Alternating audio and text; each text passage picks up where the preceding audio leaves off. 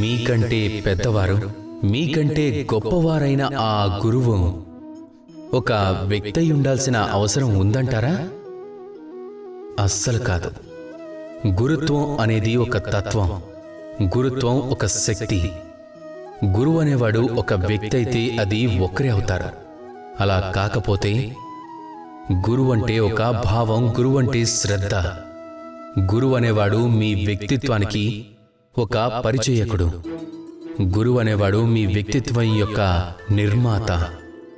మీకు ఎప్పుడు ఎలా, ఏ స్థానంలో, ఏ రూపంలో గురువు లభిస్తాడో, ఎలాంటి జ్ఞానం ఇస్తాడో అనేది మీ భావం మీదే ఆధారపడి ఉంటుంది.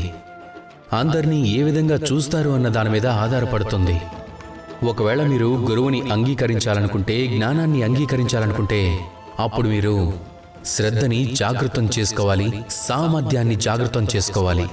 మీరు గురువుని, జ్ఞానాన్ని అంగీకరించడం నేర్చుకుంటే అప్పుడు మీ అంతటా మీరే మిమ్మల్ని గొప్పవారుగా చేసుకోగలరు. నాతో రండి, అలానే ప్రేమగా చెప్పండి, రాధా కృష్ణ.